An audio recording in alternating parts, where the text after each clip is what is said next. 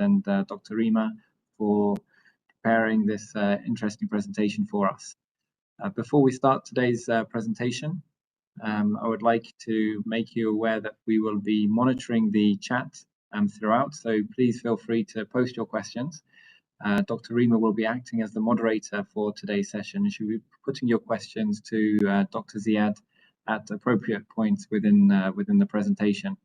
There'll also be an opportunity for question and answers at the end of today's session, so you can jot them down if you want to save those towards the end. And we'll be finishing today's session with 5 MCQs. Before we start today's session, I'd like to bring your attention to our CPD website. So we've recently added further events between now and the beginning of December. The next event will be in 2 weeks' time on our usual slot on Monday, which will be communication skills in clinical practice. So we hope to see you at that event also. We have a complimentary event coming up this Thursday, and this will be for mainly targeting dentists and dental healthcare professionals. This will be graphene for biomaterials and craniofacial tissue engineering. So this will be delivered on Thursday at 12:30 to 1:30. So if you're interested, then please go ahead and register for that event. Okay, so I think we're ready to start today's presentation. I'll be now handing the microphone over to Dr. Reema, who will give you an introduction to our speaker for today. Thank you very much.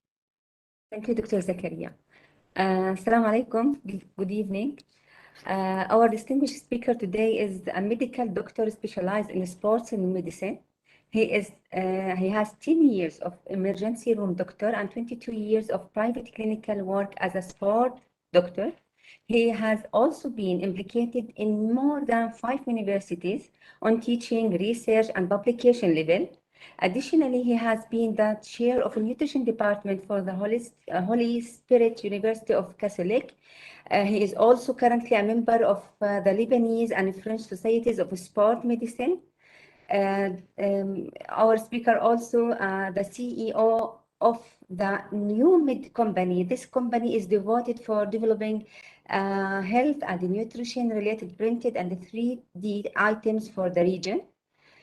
Today, our speaker will defend the common misconceptions about nutrition and sport. So please welcome Dr. Ziad Harb from Lebanon. Dr. Ziad, the floor is yours. Yes, okay, thank you, Dr. Reema. Hello, everyone. I'm really happy to be with you to start with. What we're trying to do now is very interesting, actually, many subjects that would be interesting for the population and the scientists as well. These are misconceptions that many professionals in sports, nutritionists, and even medical doctors do errors and have mistakes in. So we're going to try to develop these different topics and try to have some discussions related to each one of them.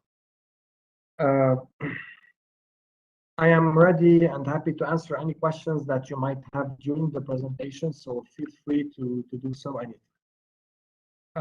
Can you see my screen, doctors? Is it clear for you? Am I sharing it properly? The slide is not appearing, Dr. Ziad. Excuse me? The slides are not appearing, just your photo. I'm trying. I have already shared it. Can you see my screen? Yes, but it is now. Yes, the slide is now appearing. With the voice? Okay, so if you have any problem with the voice or hearing me, just let me know. I might turn off the camera. Okay. Dr. Ziad, if you can put the slide into the presentation mode, please. Yes, I already did. No. No, slideshow. No. Is it done now? Still no. Yes. Okay. You want it this way is better? No, It seems as though you've reverted back to, yes, that's yes. fine. Okay. Great. So the objectives is, there are many actually, and at the end we need to understand what is spot reduction, and if it really exists, if this theory exists in science. We will be talking about sweating as well, and the rate of energy expenditure versus the sweating rate as well. We will be also dealing, and you will be also capable of estimating and understanding what are the needs of proteins and amino acids versus muscle gain. And this is a very big misconception in nutrition and in science. You will be as well oriented towards the importance or the limitation of supplementation, whether in sports and in weight loss programs. And finally, we will be speaking about doping and its relation with the performance and the physiologic performance, what we call the stamina, and the physiologic actions inside our.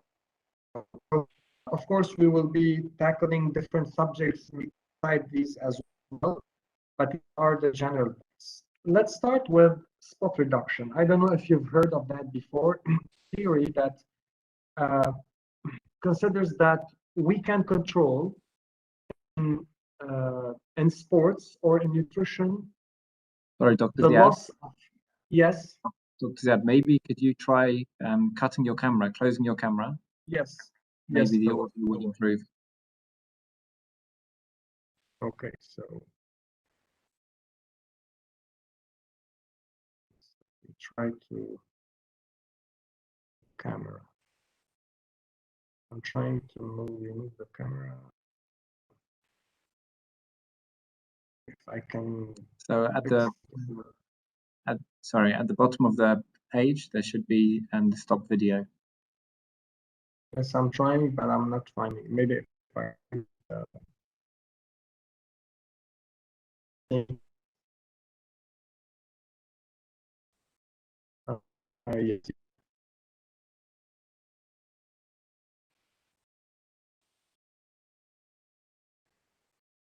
Okay.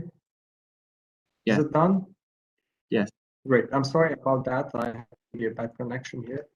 Okay, so can you hear me properly now? We can, yes. Yes. Okay, excellent.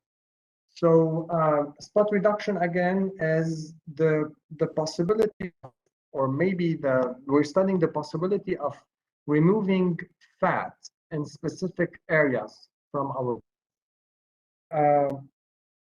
Does anyone know, actually, before explaining this, what is the mechanism for the body, what is used by the body to remove fat from all over the body or specific area? Does anyone know when we're on a low-calorie diet or when we use our energy stores, how the body, what is the physiologic mechanism that allow to remove fat from a specific area or from the source that we have?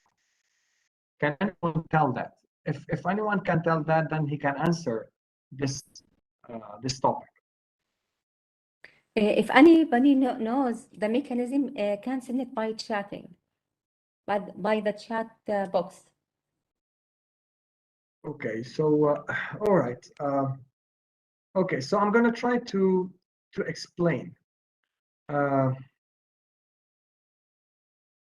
Usually, when the body lacks energy, and this can happen during exercise, during, yes, there's an answer here. Yes, absolutely, absolutely. When we are on a low-calorie diet or when we lack calories, we will use our fat. But actually, the fat will be destroyed. This is what we call lipolysis. But what triggers the lipolysis in the fat tissue? How will the fat tissue be informed that he should fat out of the stores and bring it out to the bloodstream? This is my question. The mechanism is actually related to hormones, basically. So when you're on a low-calorie diet, or when you have a deficit in energy, whether during exercise or when you eat less than what you expend, this means that you have changes in the hormonal status, in the hormonal balance. Usually, when you're on a calorie deficit, the system is in what we call the defense mode. So you have the secretions of hormones that will be related to the stress management in the system, which are mainly the adrenaline, the cortisol, the GH, and the glucagon. While at the same time, the insulin and some other hormones will go down. These hormones pass in the bloodstream.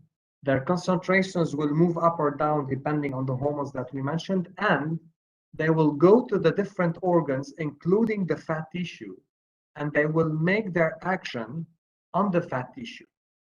Therefore, when you're on a deficit of energy in any status, whether you're in a disease status, in a physical activity status, or on a low-calorie diet status, then these hormones, the glucagon mainly, and the adrenaline, and more and less the cortisol and the growth hormone, will induce lipolysis in your fat tissue. What does this mean? These hormones are secreted by the glands, by specific glands, and their secretion goes in the bloodstream, in all the bloodstreams. So their concentration is distributed equally among all organs, and specifically in all fat tissue areas, because the blood will bring these hormones with the same concentration to the fat tissue. So basically, the effect of this hormone should be the same all over your body, and specifically in all the locations of the fat tissue. So if we want to speak of spot reduction, physiologically, it's not explainable. The mechanism of hormonal effect does not induce specific hormonal actions in specific situations, or in specific spots, or in what we call the spot reduction, or in specific areas in the body.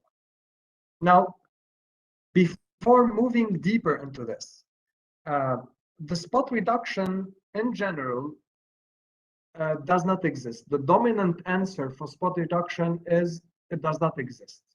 But there are some minor considerations that we should take into consideration, and that might make it sometimes possible and in specific situations. I'm going to mention the two major reasons for that.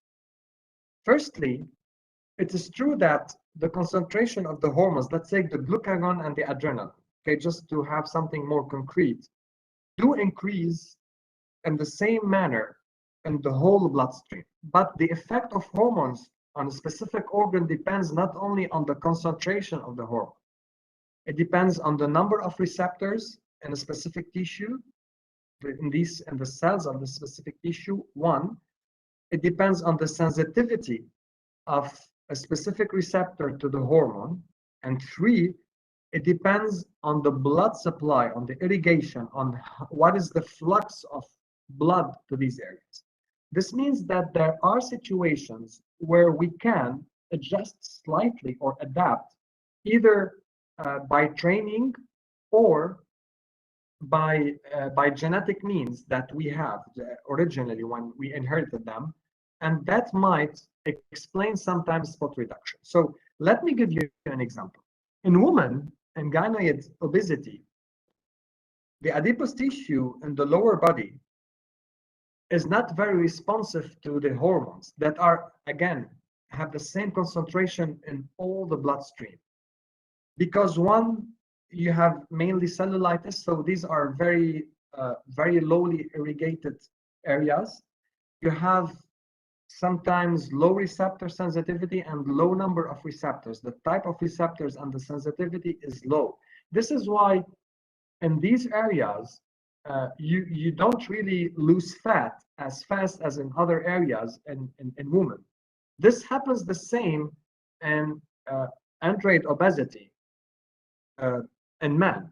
So genetically related to gender and genes, there are areas that could be prone to changing their sensitivity compared to other areas. But again, this is genetic. We cannot control it, neither by diet, nor by the type of food, of course, or the number of calories, nor by the physical activity that we do. So this is genetic, but it reflects that there are spots that are more sensitive to others, but we do not control because this is genetic. The second thing is, if we exercise an area that has more fat, let's say, or want to focus on more frequently than other areas, we expect that the main arteries, meaning the blood supply in this specific area, could increase to the muscles that are trained, and consequently could slightly increase the irrigation of the fat tissue around this muscle. That might give a small push to make a spot reduction possible, but still at a minor level in areas that we can train frequently and more than other areas. So again, to summarize, spot reduction basically does not exist to the extent, at least, that we want or we think it does, because the hormones are almost the same that do the lipolysis in any physiologic status, especially in hypocaloric diet or in fat loss tissue diet. And it could have an exception when we train specifically and frequently specific areas, because we increase the blood flow. And as I mentioned, it's one of the parameters that could increase the lipolysis in specific areas, but this is limited, but it has a slight effect. Other than that, we cannot do much. And if you can notice through the explanation, that it is true that physical activity and hypocaloric diet or a negative energy balance, both of them through diet or exercise, would lead to a negative energy balance and to, the hormones to stimulate the lipolysis. Nevertheless, you can still control somehow the spot reduction through physical activity because of the increase of the blood supply, and maybe we're not sure yet, through research, increase of the number of receptors and the sensitivity in specific areas trained. But this never happens through food and through the diet that you do, because the diet will only do the low calorie need, and then the lipolysis through the hormonal changes that you cannot control in specific areas. So this is in general. Usually in gyms or when you train, they ask you to go on, to train your abs, to train what we call the rectus abdominis muscles, because you're supposed to lose the fat that is behind it. Actually, this is not true. If you want it in a popular way, the muscle that you train does not own the fat that is above it. And actually, the vice versa, the fat that you see is not owned by the muscle underneath. Okay? We have many researches that have been done. In few, like this one, and you can read it on the internet, you can download it. As you can see, in some specific trainings, while stimulating continuously and repetitively specific areas, specific muscular areas, you might be able, through increasing the blood supply, to slightly enhance the fat loss in these specific areas. Others did not show specific indications, as you can see, so there are conflicting data, but basically most of the researchers, if you go on a big database, there are very few articles that prove that some spot reduction can be done, and only when you train specific areas, so during physical activity. Okay, so again, there's the only way of removing fat from specific area is basically through a needle aspiration. This is what everybody who really loses the hope of losing that fat goes to invasive maneuvers. Is there any question related to this part? Does anyone have any question to? And I'm ready to answer any question.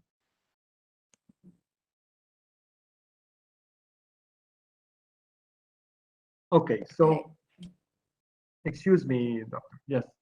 Dr. Ziad, so we can conclude that low caloric diet will not make any spot reduction, but sports may make, but minimum amount will be lost in specific areas through regional use of specific muscles, like using the thigh in bicycles or using the hands by holding weights. Absolutely. Absolutely. You have, so far, you have no hope, not only in articles, but as well in the physiologic explanation of fat loss. Okay. Diet won't do anything. Maybe exercise, and of course, we have to train heavily specific areas in order to, reach maybe a certain vascularization for the main artery and the muscles. It might these tiny arteries and capillaries might increase slightly in the fat tissue in this area, but it's not really a major action. This is the only thing that yes. So the effect will be minimum. Absolutely. Okay, thank you, Dr. Ziad. Okay. Regarding energy expenditure and sweating, my main target is to try to make clear to the participants the relationship between sweating and energy expenditure, and why do we feel that sometimes we sweat and sometimes we don't. I would like to ask a question before hitting this topic. If we're driving a car for the same distance and the same speed, let's say half an hour for 100 kilometers per hour, would the car be expending more gasoline in wintertime compared to, let's say, summertime? Of course, with all conditions alike, like no air condition, all conditions are alike. Can anyone answer? Would we have more, less, or the same gasoline expenditure for this trip?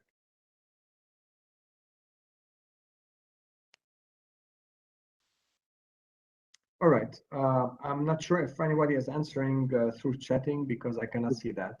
Dr. Ziad, everybody is saying the same. So yes, absolutely. Absolutely.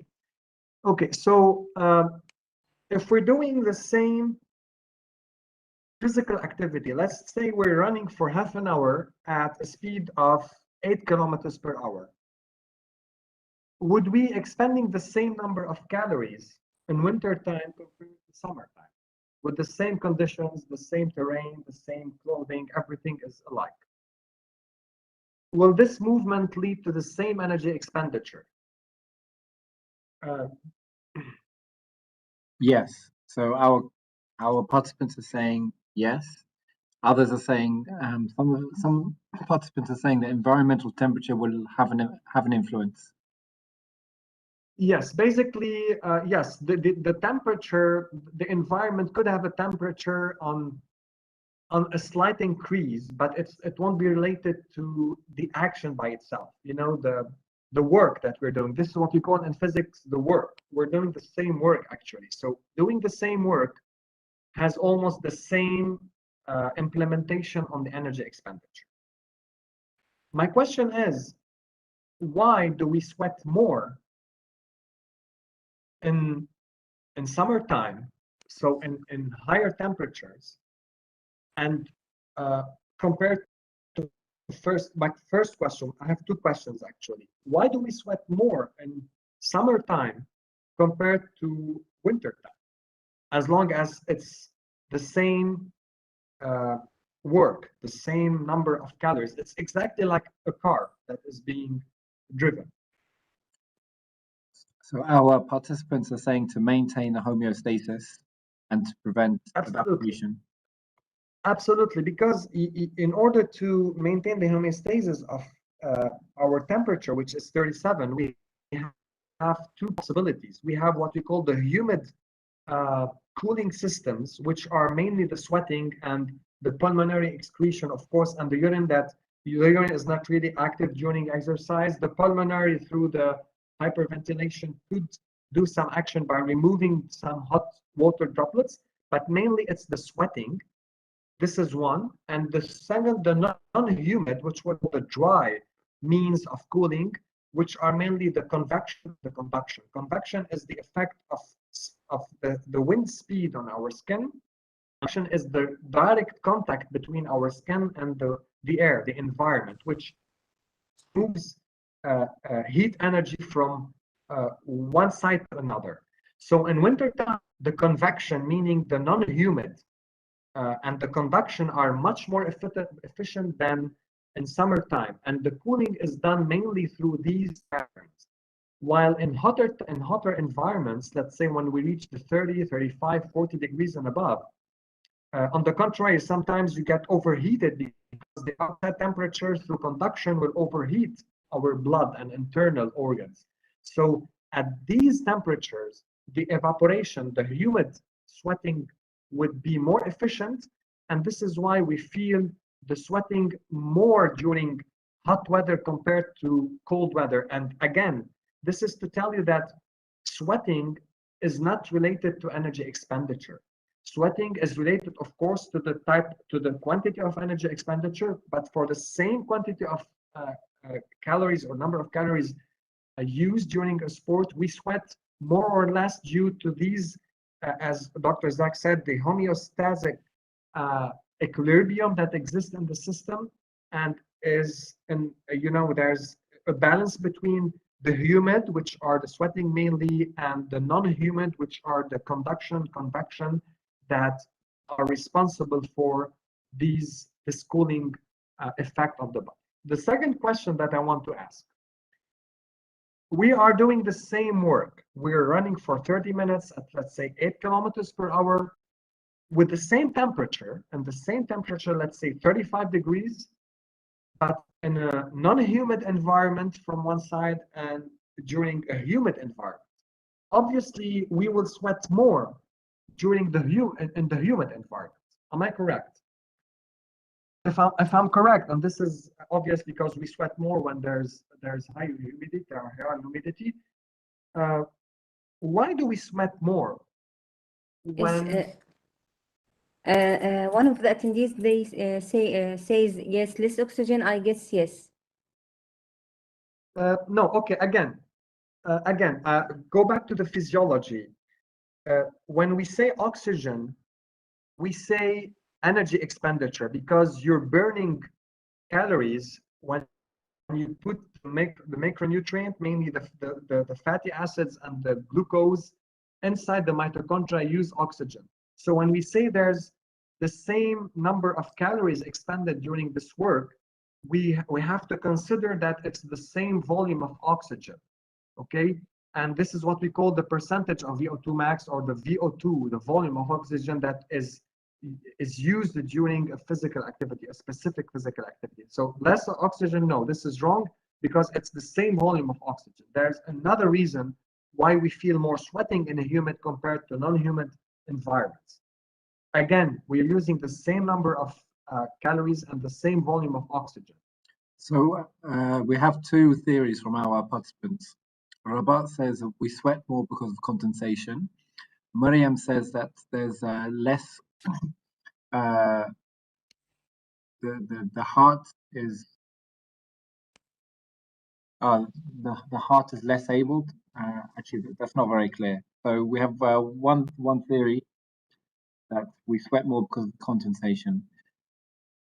So actually, and Mariam yes, says less heat is spread far away from the body, so there is more heat. I'm not sure if that's clear. Actually, when we're okay, again, I missed explaining something in the physiology of training. Let's say you're doing this 30 minutes and at 8 kilometers per hour, you're expending 200 calories, okay, for let's say a 50 kilogram lady. 25% of these 200 calories, meaning let's say 50 calories, are in the form of chemical energy, ATP, the one that is used for contraction of the muscle fibers, and 75%. This is a big ratio. The 3/4 is expended in the form of heat. So during these 200 calories expended in this work, the same work, we are always removing or producing 150 calories of heat energy that we have to remove from the body. So we are removing it from the body through two means, as I mentioned, the humid and the non-humid. In high temperature, we go into the humid. We have 150 calories to remove at any time in any environment. So we're talking about the humid now. When we are at high temperature, we are using mainly the humid means of cooling. The difference between humid means sweating. The difference between a humid environment and a dry Dr. environment Ziad, yes? your voice is not continuous. It's not clear? There is a cut. If you can repeat what did you say before a while? Yes, is it better now? Can you hear me? Yes, now we can Okay. hear you. Okay, hold on. I'm going to try to change the settings.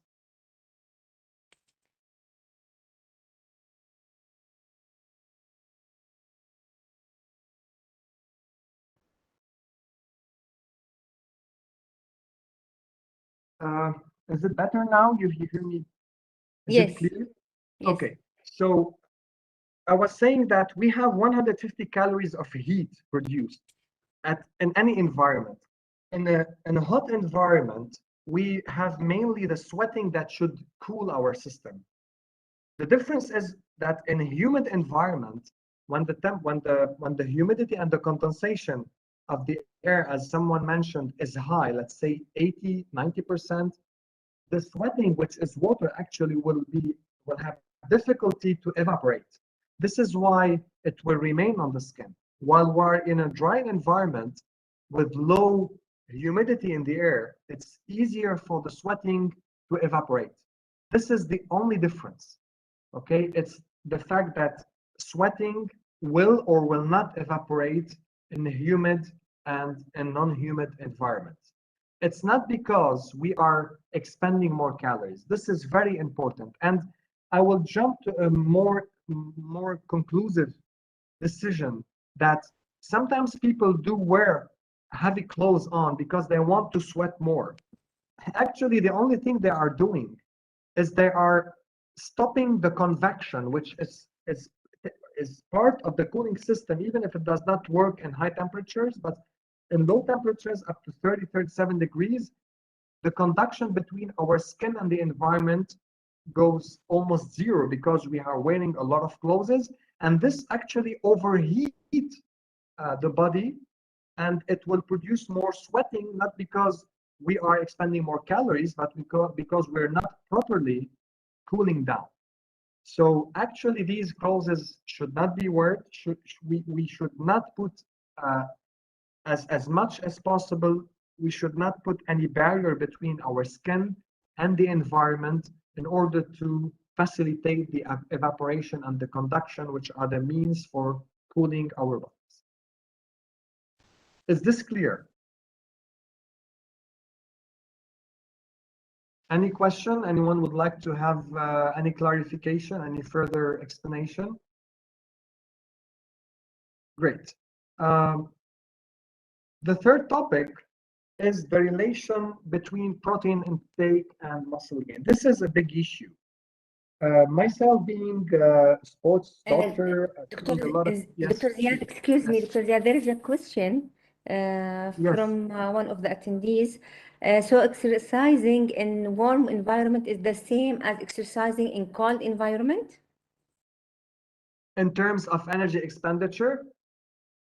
Yes. Yes.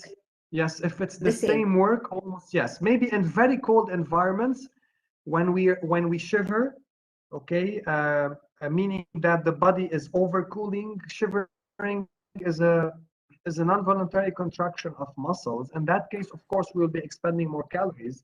But if we're speaking about a cold environment, like no shivering, and we are doing the same work, yes, supposedly we should be expending the same calories. Okay. I gave the example of the car because for people it's much easier to understand because they drive their cars and they know that almost gasoline used during a specific distance for a specific time and a specific speed would be the same. It's exactly, almost exactly in the body. Okay. So just in the extreme coldness, the thermogenesis will increase, and then the energy expenditure will increase. Yes, the energy expenditure will increase. It will be the same for the physical activity actually that is being done, but because our system is trying to heat himself further, he might expend a bit of calories more than in warm environment. We're talking about really very cold environments. Usually we don't train in very cold environments. We train in like 15 up to 20 degrees. The average is 22 degrees. So talking about 5 degrees or -0, -3, -4, we don't really train unless in winter sports. So we can conclude, Dr. Ziad, here, too much excessive sweating, it doesn't mean excessive energy expenditure. Absolutely not. Absolutely not. Thank you, Dr. Ziad. All right. Great. The third topic is the relationship between the number of grams of proteins we take per day and the muscle gain. As a rule of thumb, our body needs around 0.7 and 0.8 grams per kilogram of protein per day in women and men respectively. And young, healthy, physically active Dr. women Ziad, and the men. slide is not changing. Yes. Sorry. Sorry. If you can Yes. just. Yes. Yes. I actually I got really involved in the explanation that I missed moving the slides. Okay. I'm gonna go quickly for this part. Okay, I'm sorry for that. So as you can see, this runner is trying to cool himself. You have what we call the humid, okay, which the humid ways, there are three mainly: the evaporation through respiration, the urine that is not shown here, and you have mainly the main one is the evaporation through sweating. On the other hand, you have two, and the third one we'll mention it rapidly, two ways of non-humid, which we call the dry, because there's no involvement of water. It's the convection, which is the effect of the wind speed on the skin, and the conduction, which is the effect directly of the environment on the skin. Of course, you have the solar system, the radiation, the environment that I skipped actually because it would complicate more. So these are the main cooling systems that we have in the body. I think it should be clear by now because I made the repetition twice. This is the sweating rate, actually the time after exercise. Of course, when we run for long times, we reach a plateau of sweating at any energy expenditure that is done. As you can see, when even after 20 minutes up to 60 minutes and more, when we train at a specific level, these are the different levels of physical activity of work. As you can see, the energy expenditure and the sweating and excuse me, the calories expended, the energy expenditure will be the same. Okay, the sweating will increase, of course, will increase with the workload, and will remain almost the same after a specific number of minutes because we are on a steady work level, and the heat produced and the sweating in a specific environment will remain the same. Okay, unless we move the environment during a specific physical activity. These are numbers. I'm not going to go deep to them. You just can read them. This is an example of someone who is exercising actually, and the number of milliliters of sweating. You need to expend 580 kilocalories of energy in order to sweat 1,000 milliliters. Of course, if you're training in a very cold environment, you won't sweat that much. Remember, it depends on the temperature actually. So if you're in a very cold environment, you will be sweating less. If you're in a hotter environment, you will be sweating more. But on an average, in a let's say average temperature environment, like 20 degrees Celsius, you will be sweating around 1 liter of water during an exercise that will expend 580 calories during the session. This is around one hour of training in a gym. Again, protein intake versus muscle gain. What is the maximum need for highly trained athletes as per gram of kilogram per body weight per day? Does anyone know what is the maximum that is needed for really well-trained and athletic level sports people in terms of grams of proteins? Does anyone know?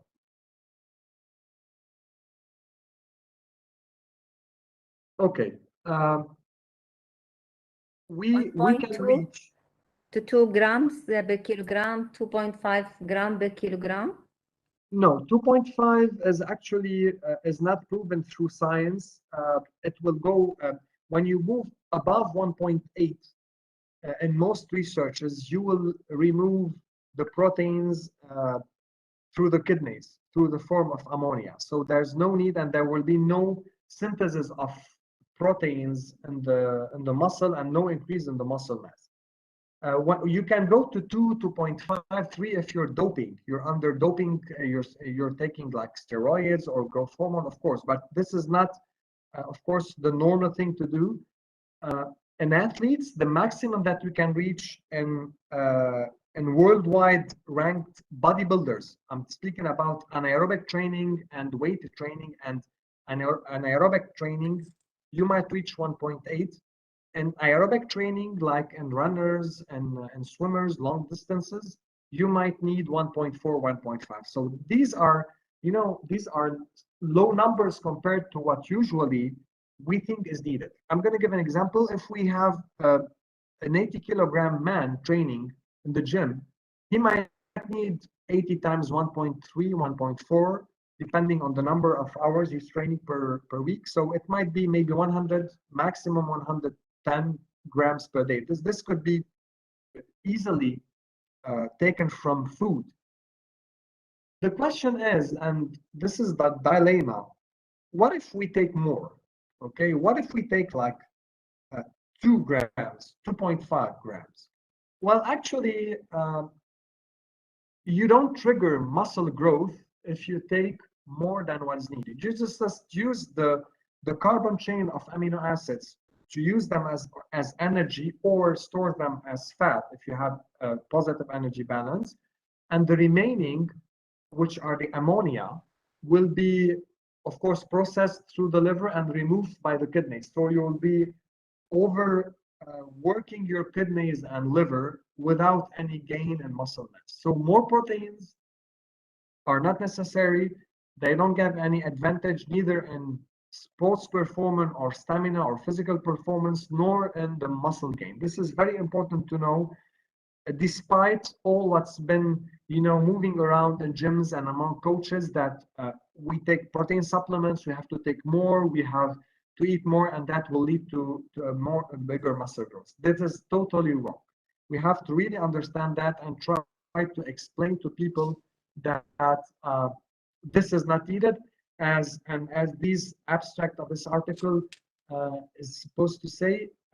We might have, of course, besides the non-effectiveness and the billions of dollars that being paid in the protein industry, protein supplement industry, we might have adverse side effects on the kidneys, on the liver, on the bones. Some articles would go also for risk of cancer when we take high protein intake. So we should be really strict in terms of the utility and the usefulness of extra protein needs, of course, among our needs for sports people. And by repeating that, we usually cover our needs through normal diets, okay? Unless we are really very highly trained athletes and we travel a lot, we don't have time to eat, we might go for supplementation if our meals are not enough to cover what is needed for our bodies, which is, as I said, maximum 1.8 grams per kilogram per body weight per day. Dr. Ziad, there is a question. Yes. Does the protein intake need to be distributed throughout the day? Yes, of course. Why? Because all the systems in the body work in a homeostasis, as Dr. Zach mentioned, and this is related to hormones and the nervous system, but mainly to the hormones. So in order to store the proteins and to make the synthesis of proteins, whether for structural like muscles or for functional activity like hormones, you need to have the insulin that should be high. So the insulin won't be high all day long. Usually insulin goes high when you eat. So every time you have to take a protein, you have to eat, and to increase the insulin so that the protein can be synthesized into more complex proteins. This is from one side. From the other side, there is a limitation for the intestines, the small intestines, to absorb proteins. We have, of course, there's a small individuality between people, but we can absorb usually up to maximum 50 grams, usually rarely more than 50 grams of proteins per meal at one time. Otherwise, we will have diarrhea and we will have malabsorption of these proteins. So yes, we have to distribute these proteins during the different meals of the day, at least 3 to 4 meals for athletes. Some athletes do to eat 6 times a day. All right. So this is something that you can read later on. As I mentioned, we can reach with still we can be safe below 2 grams, though it is mostly not needed most of the time. As you can see, most of the time we are in need between 1.2 and 1.7, 1.8 grams per kilogram of body weight. This is not too much. It's easy to eat it, especially if we're eating many meals per day. So it's easy to reach the 1.4 or 1.6. Need for supplement. What about the need for supplements, protein supplements? When and why would we need protein supplements?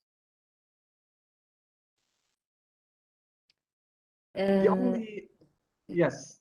Yeah, just to save time, one of the answers. Yes. Protein supplements, actually, we only need protein supplements if we are not taking what we need from our diet. That's it, simple.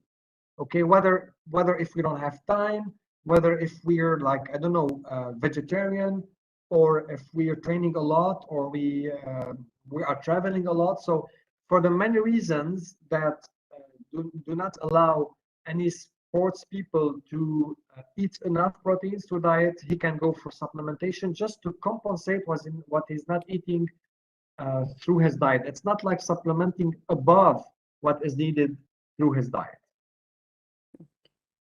Okay, is that clear?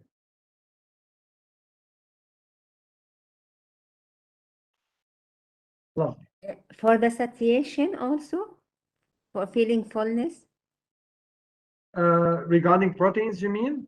Yes, this is one of the answers also for satiation. An answer to which question? Why we use protein supplements? Not really, not really. Supplements are really most of the time, what leads to satiation is actually the richness of fibers and complex carbohydrates in diet. It's not really proteins. Proteins do not need. Maybe there's something behind the answer. When you're on a very high calorie diet and a low sugar diet, you might lead to the production of ketonic acid coming out from the lipolysis, and ketone bodies, okay, could lead. It's like, it could lead society. You feel full, but this is a different mechanism. This is not. We're not talking about this at the moment. Protein supplementation do not provide society, and this is not the reason why we take, at least for athletes. It is clear. All right. The fourth concept or topic is the place of physical activity in weight loss programs. What is the relationship between diet from one side and physical activity from the other side, and weight loss. Is physical activity important? Why? And why would it be important or less important or more important compared to diets that we do? Can anyone answer what is the place of physical activity in weight loss programs? More movement. What could physical activity give an advantage? That more burning for calories. yes, this is one. Increase energy consumption or energy burning, do you mean, Jinan? Increase energy expenditure. Absolutely. Absolutely. Physical, okay, let me just try to explain something. The low calorie diets, let's say a weight loss diet without physical activity would enhance energy loss, okay, fat store loss, but that's it. It will remove the fat stores, but it will shred as well muscle because the muscle is energy as well. So there is a part of muscle and fat loss during low calorie diets. Physical activity would come from one side to stimulate the muscle mass, meaning to conserve as much as possible to limit the loss of muscle mass and keep it for the fat mass loss. This is one. On the other hand, by doing so, and as I explained, weight loss programs through diet will make the muscle diminish in volume. This means that the engine, the basal metabolic rate, which is related to the lean body mass and to the muscle mass, among other organs, will decrease. So weight loss programs will through diet will lead to a decrease in the basal metabolic rate and the energy expenditure in total, and that would reach a plateau in the diet alone. While with physical activity, it will stimulate the muscle growth, it will slow the muscle loss, especially it might even grow the muscle if the weight loss is slow. The fat loss will be shredded slowly and the muscle would be kept the same or even increased. This guarantees the conservation of the basal metabolic rate and not reaching a plateau. This is extremely important to understand. In order to not reach a plateau, we can never rely on diet alone. There is no way to keep on losing weight and not reaching a plateau with diet alone. It's impossible. The only way, and if there's any hope, is through physical activity because it will stimulate and will try to keep the muscle in the body without losing it. This is one. The second thing, of course, physical activity level or physical activity will stimulate the energy expenditure because, as I explained like 10 minutes ago, 15 minutes ago, when you work your muscles, you expend calories. And this is an important part of the energy expenditure during your day if you do a lot of physical activity. So these are the main reasons why we should absolutely include physical activity in our weight loss programs. And if I have to actually, if I would be asked a question, okay, which actually is not the best question, but if I would be asked, okay, if I'm going to do a weight loss program, should I do it through physical activity or a diet? I would say absolutely both. But if I have to choose, I would say physical activity, because physical activity, with physical activity, you will never reach a plateau. With diet alone, you can reach a plateau easily and fast, depending, of course, on the energy deficit that you're placing on your system. Okay, so please, if you have yourself or during your practice later on or now, I don't know if you're practicing, do really push as much as possible people to do physical activity. They don't have to go into really heavy sports. They don't have to invest in their time. They just can walk just to jog a little bit, to jump, anything can be done anywhere, just to do like 3, 4, 5 hours a week, at least, of physical activity, sustainable physical activity. Is this clear? I'm trying to read the chats. Actually. Yes, I think Okay. it is clear. No questions, no more questions. But I have a question, Dr. Yes. Ziad. We have the non-exercise activity thermogenesis. Some studies, they said NEAT is better than doing 3 times a week physical activity. Is this right? Can you repeat? Non-exercise activity of the thermogenesis. I mean, Yes. the daily work is better than going to the gym for 3 hours, three times a week. Then you think this is a good practice. For me, the contraction of the muscles and the movement of the articulation enhances it's the best mean to increase energy expenditure. Okay, the body must have movements of his articulation, meaning what we call in a more complex, the popular thing, what we call physical activity. I would go for physical activity at least 3 to 4 hours per week. Okay, we have another question from one of the attendees. One more thing is that appetite control improves at high energy turnover level, which includes both high energy consumption and expenditure. It is like a comment. Yes, I'm trying to read what you're reading, but I cannot see it. Can you repeat it, or is it Yes, a it is. question?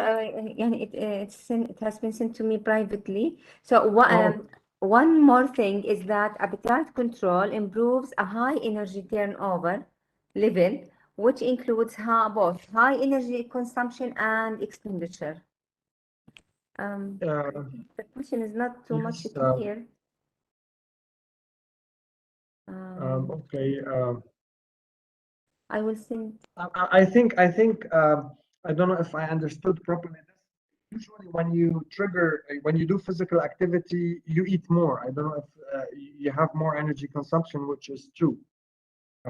Yes, Okay. you control but actually, if I understood well, it's the equilibrium between appetite and satiety, okay, in sports people is much better regulated than in non-sports people, or people who do not go for physical activity. It does not mean that if you're doing physical activity, you don't eat more than what you need. But in general, in researches, appetite and satiety, the balance between them is better in physically active people compared to non-physically active people. Is there information about percentage muscle mass and percent increase in basal? Yeah, this is a very smart question. And this is, I didn't go deep into this. I'm going to try to really plunge into this. This is a very smart question and really a very scientific question. Okay, I don't know if I have time, but I'm gonna go quickly in the answer. Let's consider a 50-kilogram woman.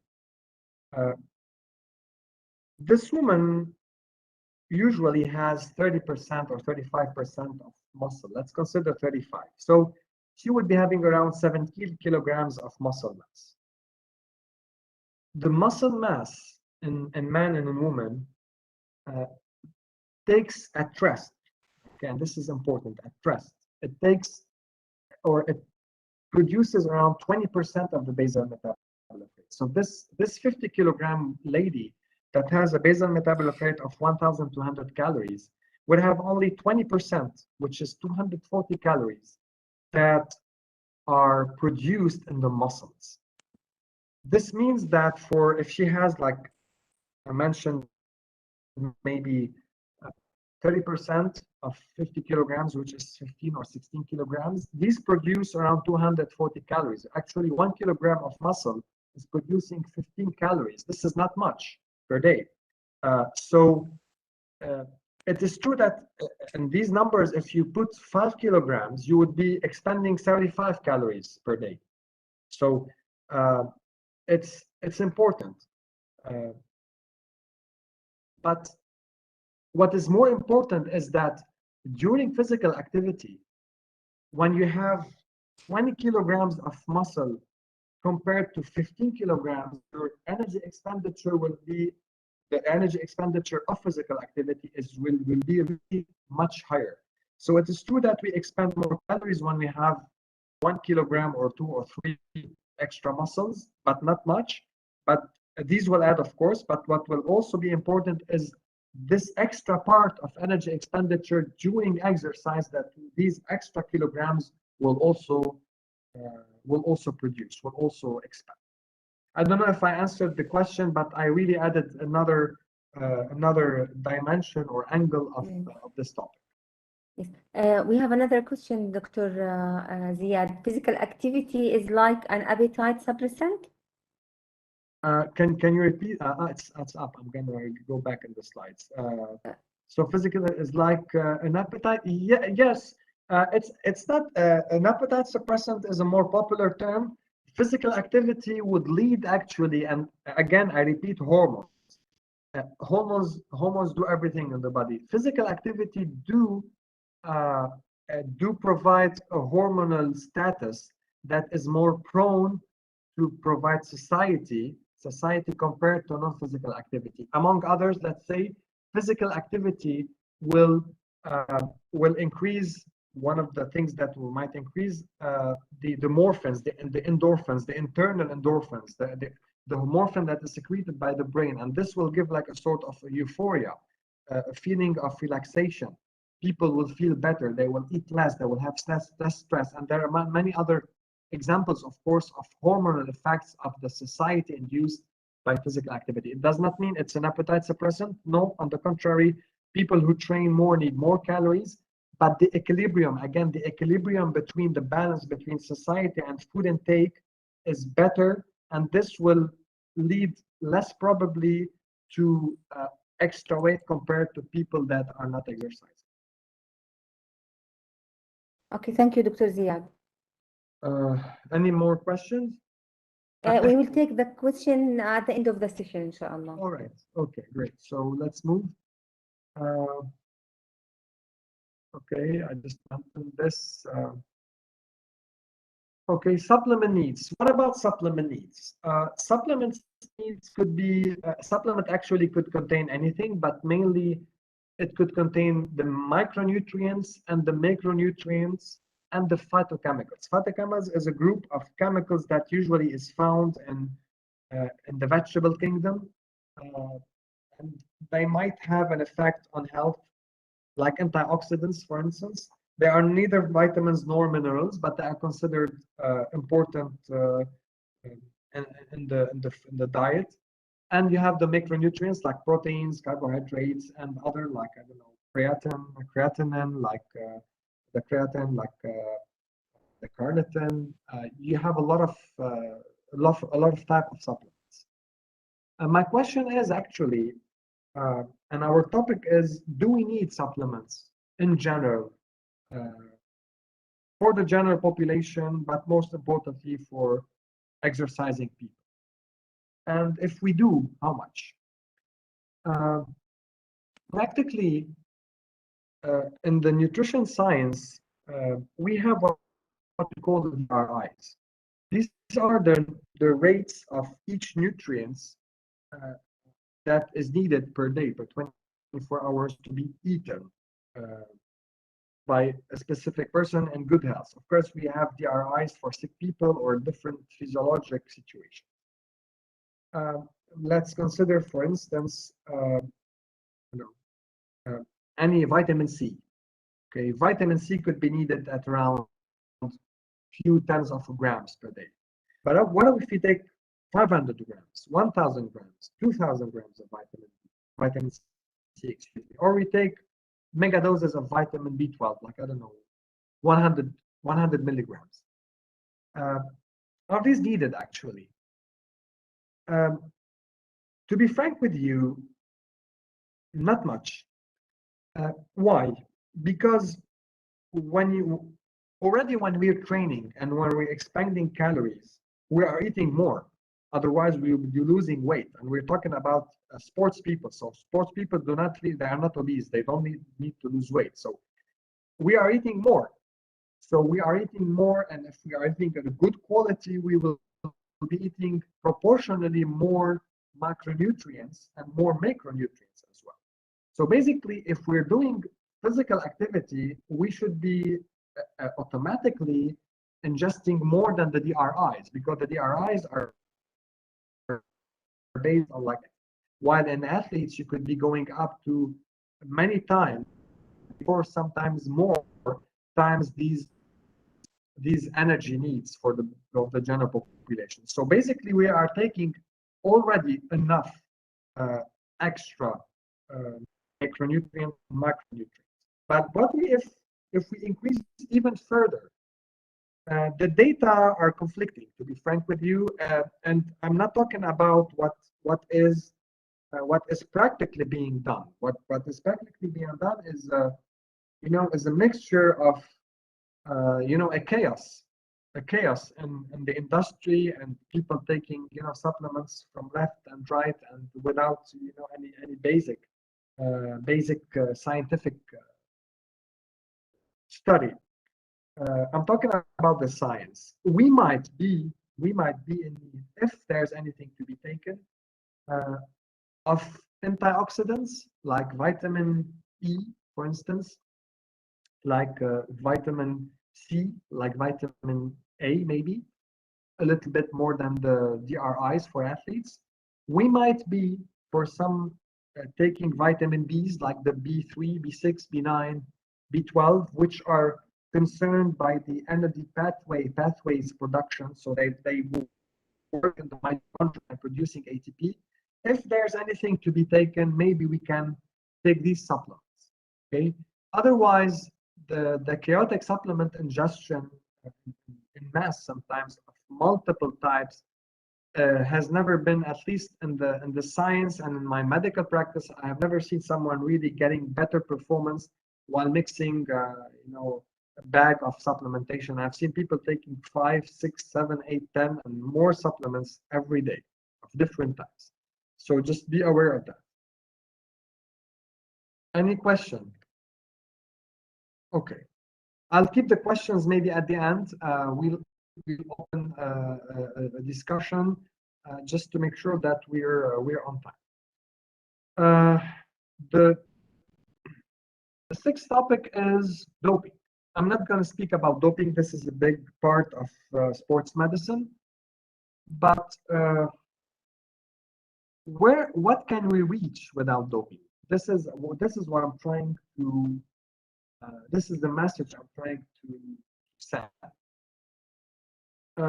Without doping, we need, or if we look at it in another way, what if we train properly, correctly, scientifically, and we eat properly, and we train heavily for years without doping? And again, doping is illegal. Doping is the taking or eating illegal substances, like it could be hormones, steroids, growth hormone, insulin, or it could be supplementations, it could be medications, it could be anything that is illegal. And there's a list.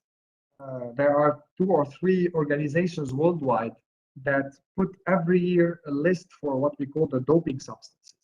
So if we train for properly, correctly, without doping for years, and if we do the same training but with doping, I would tell you that doping will take you to a really very, very higher edge that you can never reach through physiology. And if you want to take, does not mean that I am at all, I'm discouraging the doping, but I'm just telling you that doping has taken a big part of sports, and now it's big mass worldwide. They do a lot of anti-doping testing just to make sure that sports people and competing athletes are not doped. But if you look at simply Mr. Olympia in bodybuilding throughout the 60s, 70s, and till now, if you go back to the era before Arnold Schwarzenegger, and just look at Arnold Schwarzenegger himself, which was at the transition period between the non-doping and the doping in the 70s. Look at Arnold Schwarzenegger and his predecessors, and look at the bodybuilders today. Of course, we have more techniques, we have more science and training, but we have much more doping. And this is just to tell you that Arnold would never be able to reach what bodybuilders are reaching now with the big mass of doping, knowing that Arnold used to dope as well, but it was minor, it was in the beginning. And if you look at the predecessors before Arnold, they were even smaller than Arnold. This is, of course, due to the training, to better food, but mainly to the introduction of very specific and efficient doping molecules and supplementation. So beware, doping is illegal, not advised, totally to avoid, not to take, but you can never reach the level with the simple physiology, the simple training, and the proper eating without doping. And this is very important to know. If you look at an athlete that has quickly progressed in performance, whether in endurance or in anaerobic training, just remember that most probably he might be doping himself. Okay, doping has, there are many types of doping. It's not nutrition and supplementation. Be aware. There are many side effects. I'm going to speak quickly of anabolic steroids. If you look at this slide, almost all the systems, the liver, the heart, the kidneys, the testes, the bone, the brain, all are affected by anabolic steroids with side effects. So steroids are totally to avoid and not at all recommended. Just be aware of that. And finally, weight loss versus compartment loss. And this is also an interesting and a conflicting subject. I have maybe mentioned it during the presentation. When we lose weight, what do we expect to lose? We have in the body, actually, when we lose weight, we don't necessarily lose calories. Okay, we might lose weight because we are dehydrated.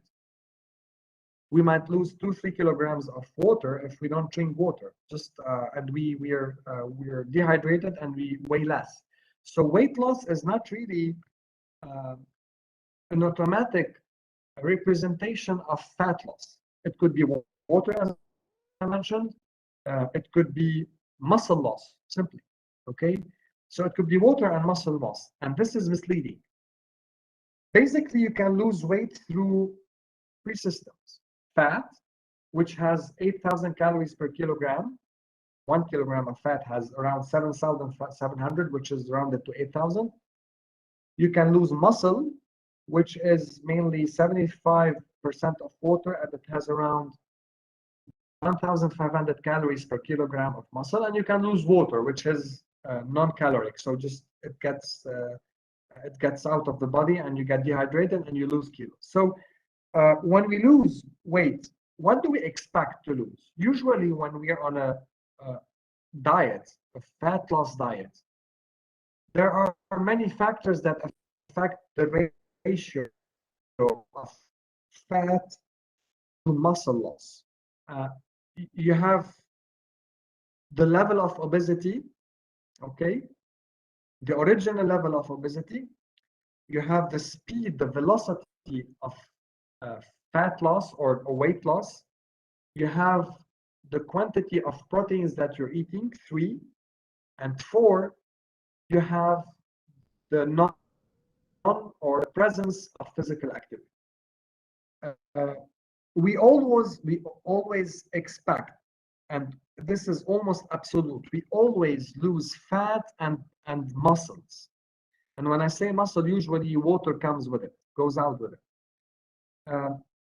usually in average, you lose 2/3, okay, to 3/4 of fat to 1/4 to 1/3 of muscle. This is the average.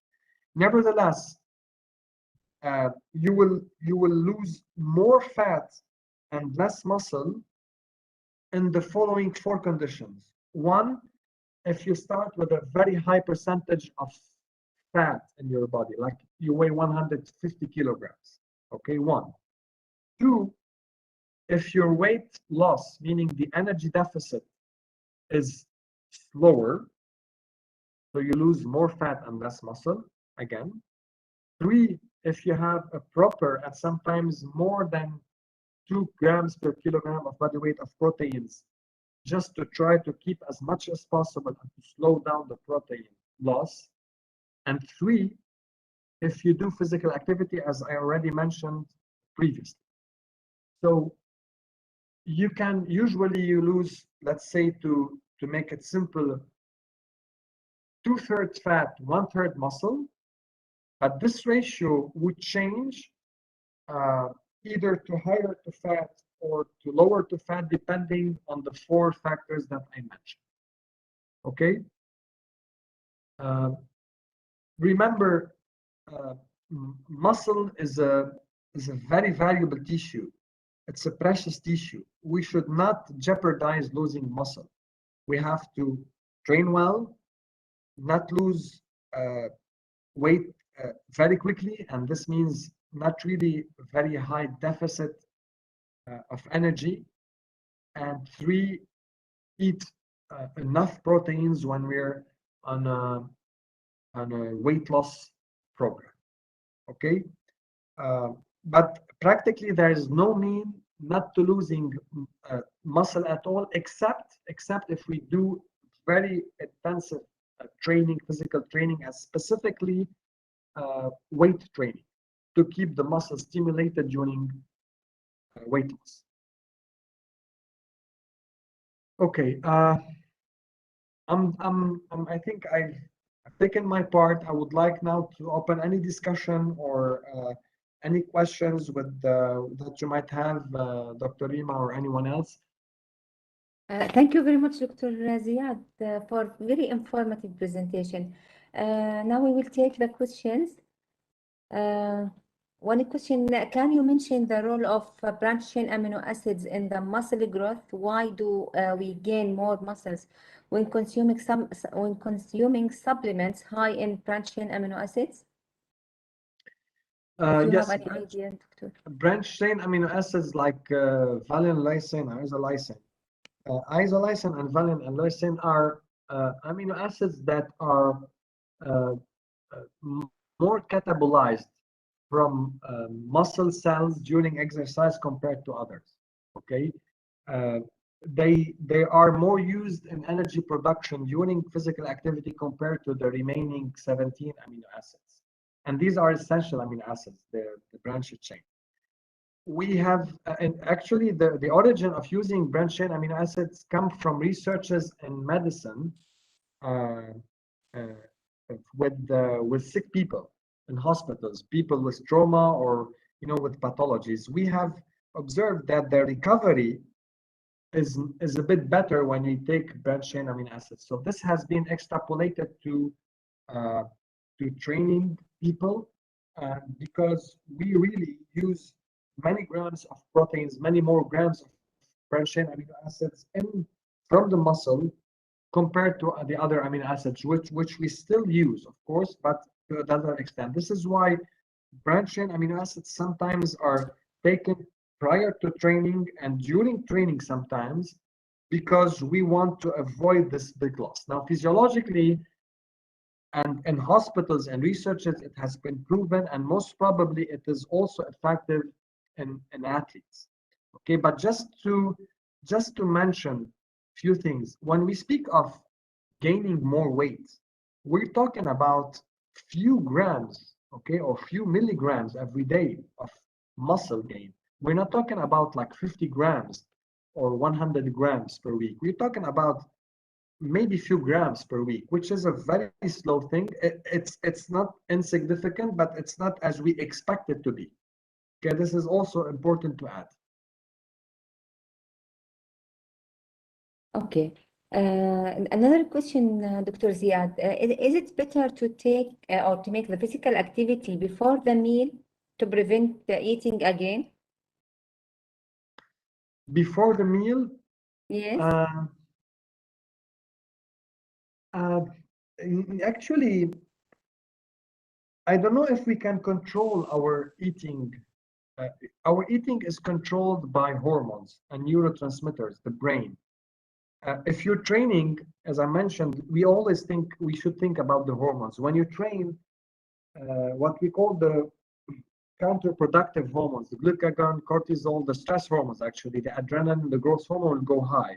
When you stop training, these will go back again to lower levels and the insulin will go high. Once the insulin goes high, you will feel that you want to eat. And if you stop yourself, maybe you can stop yourself for 1 time, 2 times, but at the end you will have what we call the cognitive stress, which means that at some point you will move to what we call the binge eating. And this is not, we cannot really force our bodies for long time enough and sustainable times to eat less and to play this game of exercising and not eating, or eating and not exercise. I believe that we have to eat before exercise correctly, train, and eat a proper meal after exercise. Otherwise, no, we won't be able really to control. We might be able to control it for a short time, but on the long term, it won't really lead to the result that we want. We have another question, Dr. Ziad. Does it matter if you take protein directly after exercise or after 4 to 5 hours? Yes, it does matter. Again, I will go back to the hormones. Maybe the participants do not like hormones, but it's the best way to explain because everything goes from there. When you finish training, if you want to eat proteins, if you want to synthesize proteins in the muscle from the amino acids and the protein that you eat from the diet, you have to have a high insulin. Okay, insulin is the hormone that synthesizes, that does the protein synthesis and the muscle fibers. So to have high insulin, you have to eat some sugar as well, some carbohydrates, especially simple sugar after training immediately. So maybe the best practice is to eat something sugary, like dried fruit or juices, anything that has some sugar, maybe 15, 20 grams, 30 grams of sugar, just to induce the insulin and to create a peak of insulin. And after like 20 to 30 minutes, we can start eating proteins once the insulin is high, with, of course, some carbohydrates. And the meal could come after like 2 or 3 hours. But just waiting 3 hours to take proteins would be a long time. We would need it earlier. It would be more efficient for protein synthesis. Oh, okay. It is clear now. About sweating related to energy expenditure, heavy clothing will lead to sweating more. Why it is not considered as part to increase energy expenditure during exercise? Okay, could you repeat it? I have the question written somewhere. The question, Dr. Ziad, why wearing a heavy clothes will not increase the energy expenditure? Yes, it's like, okay, again, it's like putting your car in a draft or in a room and driving with it. It will overheat simply, but it won't expend more gasoline. Expending gasoline or calories is related to work. يعني العمل المجهود. Okay, it's related to work. It's not related to the environment. It's a machine that is working unrelated to the environment. The machine needs that amount of gasoline, that amount of calories. It's unrelated to the environment. The relation with the environment and the sweating itself is just related to how the heat produced during this work will be removed from the body. But the heat production and originally the energy expenditure would be the same. Okay, we are doing the same amount of work. Okay, This is important. It's like a machine. Okay, you're using your car. It's exactly the same. When you drive your car in winter time, it doesn't get hot. It gets cooler than when you drive it, and sometimes it overheats in hot weather. It does not mean that the car is using more gasoline. It means that the cooling system of the engine are not efficient. It's exactly the same in the body. Okay. And the last question is, what is the recommended amount of protein per kilogram to increase muscle mass? The recommended grams of protein is individualized based on the physical activity, intensity, and duration, and the type. The intensity meaning, is it anaerobic or aerobic? If it's anaerobic, it depends. It's a bit higher than aerobic. The highest you can go and the highest is needed for anaerobic training is 1.8. The highest for aerobic is around 1.6. Of course, these are for highly trained athletes, like athletes who train maybe 10, 15, 20 hours per week. The less, the lower you approach, you get closer to the 1 or to the 0.8. So there is no one answer. It depends on the intensity of your training and the duration of your training. Okay, from 1 maybe up to 1.8 grams per kilogram per body weight. I just gave a chart or a table in the slide before that you can share that maybe summarizes these needs for different athletes. Oh, okay. There is a question from another attendee. Yes. Maybe the last one. Do you recommend a good book, Dr. Ziad, to explain the relationship between hormones and fat loss? And what is the effect, how stress can affect lipolysis? Two questions. Excuse me, can you repeat the first question? The first question, do you recommend any good book to show the relationship or explain the relationship between hormones and fat loss? It's maybe like a biochemistry book. You're talking about the book, a written book? Yes, it is a question from one of the attendees. Reference, yes, I can share this later on. Yes, these are physiology, yes, books and medical books. If they want to go into physiology, not sports books, not general and nutrition books. They are very not well developed in these books. I can recommend this later on, maybe send you a mail and you can share it, of course. Okay, and the last question is stress, how stress affects lipolysis. The stress? Yes. Psychological stress? Yeah, it will increase lipolysis or decrease lipolysis, or it doesn't have any effect on lipolysis. Talking about psychological stress. Yes, psychological stress mainly. I think psychological stress. Yes, because you have the physiological stress. Exercise is a physiologic stress. Okay, pathologies are Yes. physiopathologic stress. I think it's psychological stress here are pointing here. Yes, most of the times, yes, because it increases the cortisol. Okay, the stress hormones. Okay, mainly, and sometimes the adrenaline, and this leads usually to, as I mentioned, lipolysis. Okay. Dr. Zakaria. Dr. Zakaria. Yes, thank you very much, Dr. Ziad, for a very informative and very interesting presentation. I think the number of questions demonstrate the interest in the topic, and you've definitely generated a lot of discussion and thought-provoking topic. So we will be inviting you back, Dr. Ziad, and we look forward to your next presentation. Thank you so much. Actually, it's a long topic that takes hours and hours. I tried as much as possible to shrink and to give the main ideas. But I'm really happy to be with you, actually, and I really thank everybody for being here and for hosting me as well, Dr. Zach and Dr. Reema. Well, we are honored, Dr. Ziad, to have you with us today. Thank you so much. We will end today's session with some multiple choice questions. So I think you can see my screen now. Is that correct? Sure. No, not yet. I think probably now you can see my screen. Yes. Yes. Okay. So the first question here, you can type your answers in the chat. Sweating rate could be affected by which of the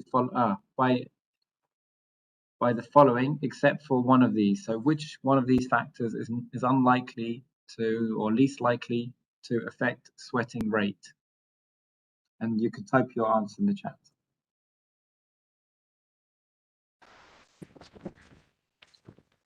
So it looks like most of the participants are saying D.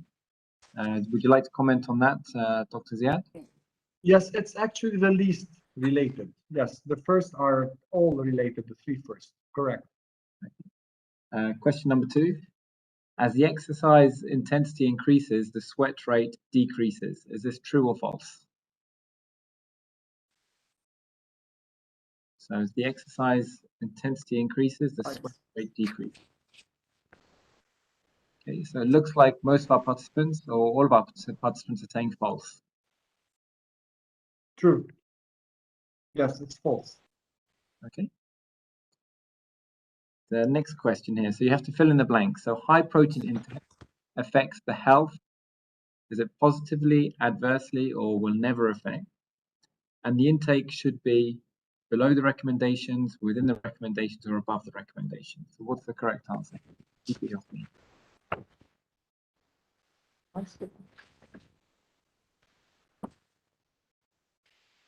So we have some of our participants saying B and some C. B, mostly B. Yes, mainly B. Yeah. Okay, so that's the B is the correct answer. Yes, B. I think B, Dr. Ziad, right? It's the closest, actually. Actually, it should not, if you're taking within the recommendation, it should not affect health. So I'm trying to depict the answer, but it's the most maybe appropriate. Okay, true or false question here. So physical activity is not an important factor of weight maintenance after weight loss.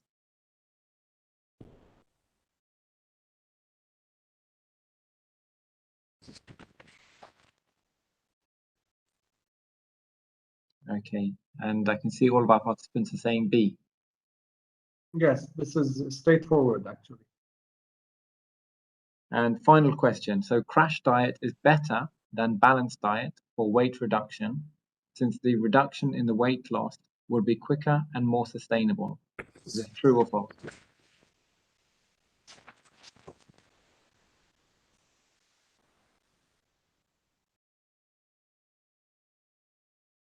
Okay. So I can see that our participants are saying this is false. Yes, yes, absolutely. It should go smoother. Okay. So that concludes the MCQs, and that also concludes today's CPD session. So once again, I would like to thank Dr. Ziad for all of your efforts and for a very interactive presentation, and also Dr. Reema for moderating today's session so expertly. And also, I'd like to thank our participants. We've had good interaction with you today. We've heard a lot from you, and I think that's enriched the educational activity. So thank you once again for attending, and we look forward to welcoming you to our next event on Thursday, and then again in 2 weeks on Monday. Any closing comments, Dr. Ziad or Dr. Reema? No, thank you very much. I would like to Again, thank everyone. Thank you so much. again, thank you, Dr. Ziad, and thank you, Dr. Zakaria and Ms. Sahar, for giving me the opportunity to moderate this session. Okay, thank you very much, Thank you as well. and good night. Thank you. Good night to you. Have a lovely evening. Bye-bye. Thank you. Bye-bye.